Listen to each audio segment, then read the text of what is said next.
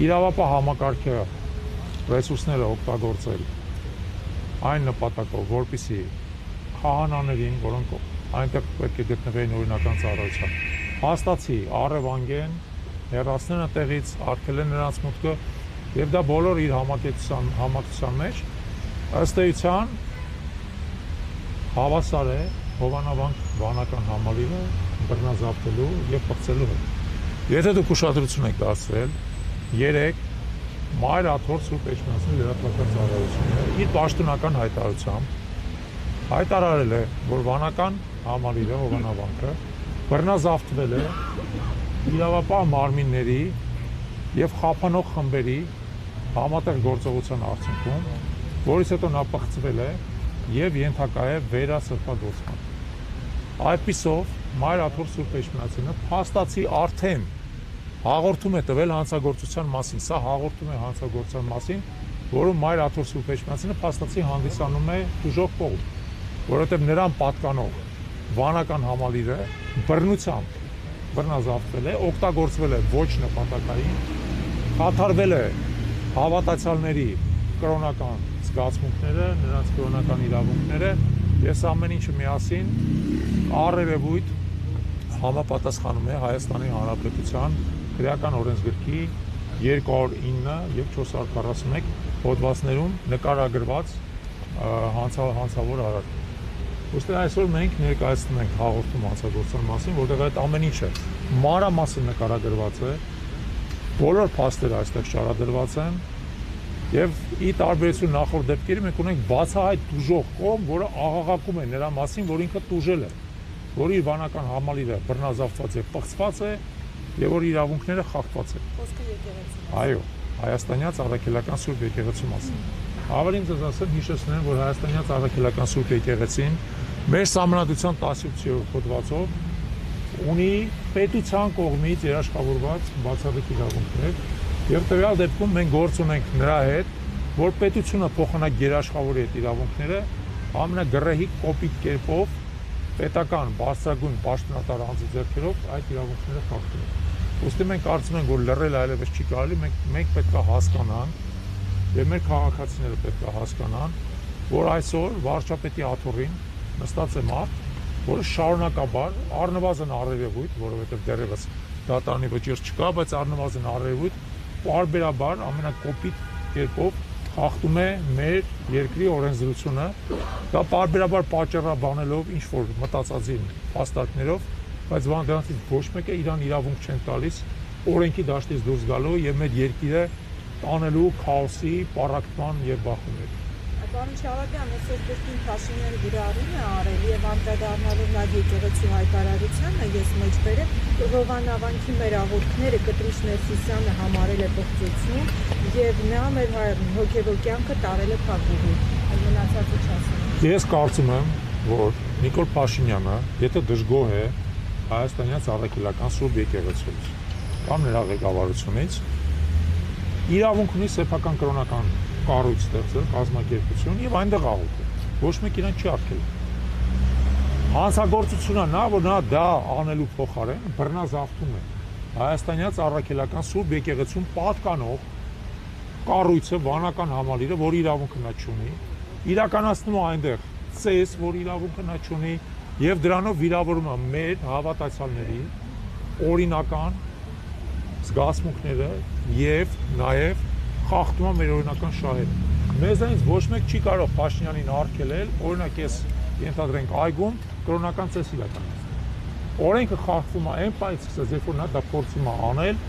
Հայ Առաքելական Սուրբ Եկեղեցու տարածքում, որ իրավունք նա չունի։ Անկախ նայած ինքը ինչ է մտածում կոնկրետ որևէ հոգեվորականի մասին։ Դա իր անձնական գործն է։ Մենք այդպես չենք մտածում եւ մենք իրավունք ունենք մեր եկեղեցուն ստանալ մեր հոգեվոր սնունդը, ստանալ մեր հոգեվոր ծեսերը, ներկա լինել օրինական սուրբ պատարագի, որը նա խախտել է եւ եկեղեցու իրավունքները եւ եկեղեցու հետևորդների իրավունքները։ Պարոն Շալաբյան, ես եթե չեմ սխալվում, նույնա բովանդակ հաղորդում էր ներկայացրել նաև Արա Սոհրաբյանը եւ 3 քննչական կոմիտեից հայտնեցին, որ նրա ներկայացրած հաղորդումների հիման վրա քրեական վարույթ չի նախաձեռնվում։ Տեսեք, նախ չգիտենք նա նույնա բովանդակա թե ոչ, ենթադրաբար նույն խնդրին անդրադառնում, բայց պարտադիր չի որ նույնա բովանդակ լինի։ Երկրորդը, մենք մեր դեպքում հետամուտ ենք լինելու, որ այս ամեն ինչը հիմք հանդիսանա քրեական գործ հարուցելու։ Մենք արդեն եկել ենք այն հետևության, որ մեր երկրում դատախազությունը բնավ չի պաշտպանում քաղաքացիների շահերը, այլ ընդհակառակը ծառայում է իշխանությունը զավթած փոքրիկ մի վարչախմբի շահերին։ Սակայն դա հավերժ չի շարունակվելու, կգա այն ժամանակը, երբ որ երկրում իշխանությունները կփոխվեն եւ այս ամեն ինչին ընթացք կտրվի։ Այս բանը շատ կարեւոր է, որպեսզի այս բոլոր փաստերը հանգամանալի շարադրված կերպով մտնեն համակարգի ներս, իրավապահ համակարգի։ Եթե դատախազությունը հրաժարվի քրեական գործ հարուցել, մենք կդիմենք դատարան, եթե դատարանը հրաժարվի քրեական գործ հարուցել, կհասնենք մինչև սահմանադրական դատարան, ի վերջո մենք կհասնենք նրան, որ այս հանցագործությունները իրավական գնահատական ստանան եւ մեղավորները պատժվեն։ Ճիշտ է, դուք արդեն խոսեցիք, բայց շատ էր նշվում, որ Հայաստանում փաստացի խախտվել է սահմանադրությունը, հա, եւս մեկ անգամ խնդրում եմ իրավական առումով ինչ է կատարվում։ Այո, սահմանադրությունը խախտվել է այն իմաստով, որ 18-րդ հոդվածը սահմանադրության, որը երաշխավորում է հայաստանյաց առաքելական Սուրբ եկեղեցու բացառիկ դերը կրոնական կազմակերպությունների շարքում եւ որը նաեւ երաշխավորում է նրան պետության պաշտպանությունը, այսօր տեղանքում ուղիղ հակառակը։ Պետությունը դուք տեսել եք, նա որևէ այլ կրոնական կառույցի հետ որևէ այլ գործ չունի։ Թեև բազմաթիվ այլ կրոնական կառույցներ են գործում Հայաստանում, հա, ավետարանչական եկեղեցի, կաթոլիկ եկեղեցի ուղղափառ։ Նա կոնկրետ հայաստանյաց առաքելական Սուրբ եկեղեցու դեմ, որ ունի բացառիկ իրավունքներ, իրականացնում է հալածանքներ եւ ատելության խոսքի միջոցով արշավ այդ եկեղեցու եւ նրա հոգեվորականների դեմ։ Դա սահմանադրության ուղիղ խախտում է, բայց քանի որ մեր սահմանադրությունը ինչ որ իմաստով ուղիղ գործողության սահմանադրություն չի, մենք ոչ միայն հղում ենք կատարում սահմանադրության խախտմանը, այլև ասում ենք հետևյալը, խախտված է նաեւ քրեական օրենսգրքի այն հոդվածները, որոնք բխում են մեր սահմանադրությունից, ուստի մեր հաղորդումը հանցագործության մասին։ Նաև տարբեր հաղորդումներ եք տարբեր ժամանակների ներկայացրել Նիկոլ Փաշինյանի կատարած գործողությունների մասով այս այգից ինչ ակնկալի կա, որտեղ կարծում եմ նրանք չեն բավարարվել, եթե բավարարված լինեն, հիմա իշխանության չեն։ Տեսեք, երկու բան ես ասեմ, այո, իսկապես այդպես է, սա մեր 3-րդ կամ 4-րդ հաղորդումն է արդեն հանցագործության մասին, նախորդները չեն բավարարվել, բայց տվյալ դեպքում մենք ունենք երկու կարևոր առանձնահատկություն։ Առաջինը, այս դեպքում կա ակնհայտ ուժող կողմ, ես դրա մասին արդեն ասացի, ակնհայտ ուժող կողմ կա, որը դրա մասին հայտարարություն արդեն ունի։ Եվ երկրորդը պետք է հիշենք հետևյալը։ Այս կամ այն կերպ այն մանդատը, որը ստացել է այս վարչախումբը կառավարելու, մոտենում է իր ավարտին։ Եվ դա բոլորն են գիտակցում, եւ բոլորն են գիտակցում, որ այս վարչախումբը ի վերջո վերարտադրվելու լեգիտիմ հնարավորությունները նրա աստիճանաբար սպառվարտահերթ արդեն այնքան կարճ է, որ նույնիսկ իրավապահ համակարգին ներառյալ նաև դատախազությանը զգոնության հավելյալ բաներ է տալիս, ազդակներ է տալիս։ Ուստի մենք իսկապես հույս ունենք, որ այս անգամ դատախազությունը շատ ավելի խելամիտ կգտնվի եւ վերջապես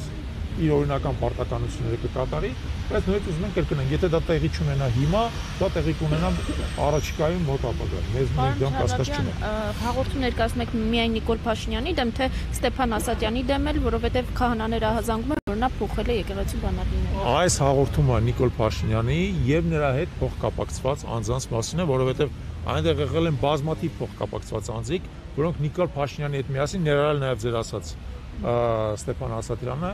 որոնք նրա հետ միասին իրականացրել են վանական համալիրի բռնազավթումը եւ նրա պղծումը։